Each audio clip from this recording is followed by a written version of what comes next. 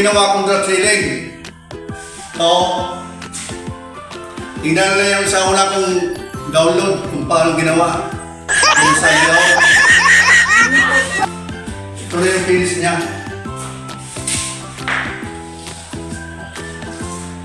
Kung paano ginawa yung drop ceiling. Nakikita niya doon sa una kong download. Upload. Paano ginawa. Pero, mula mayroon ng mga ilaw. Kita mo na yung drop ceiling niya. Dati, tinilang niya, nung hindi ko pa nilagyan. Ayan mo, kita na. Mayroon na siyang drop ceiling. Nung una, kitang-kita mo, akala mo walang drop ceiling siya. Dahil tinilang niya tingnan. Sa unang download ko, kikita mo kung paano ginawa.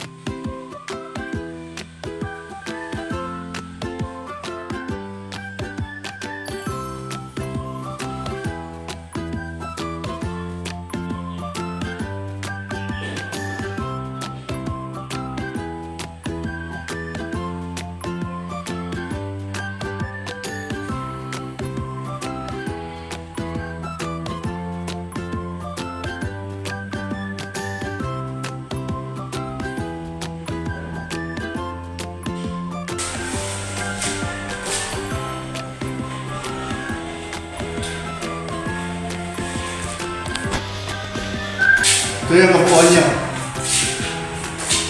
Dito na mayroon na siyang drop ceiling, may mga ilaw na.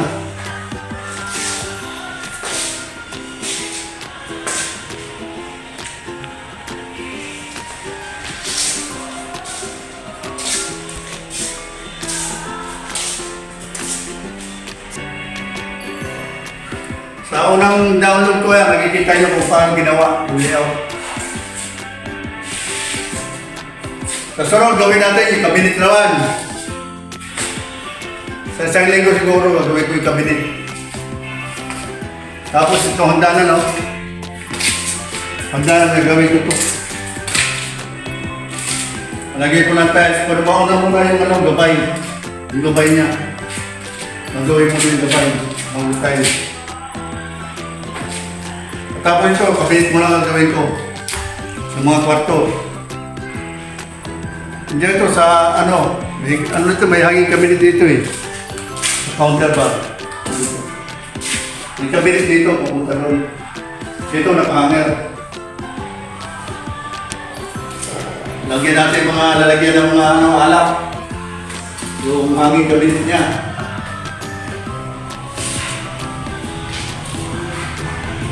Kasi dito sa counter, may katapat na hanging cabinet yan. Dito.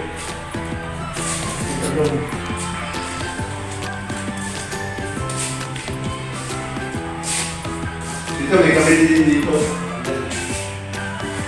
Dito may hanging cabinet dyan.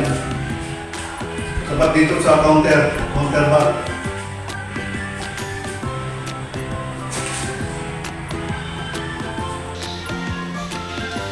Abay, tapos na! Shout out. Shout out sa lahat ng mga kaibigan ko dyan sa dati kong trabaho sa Makina. Sa Constantino Padilla.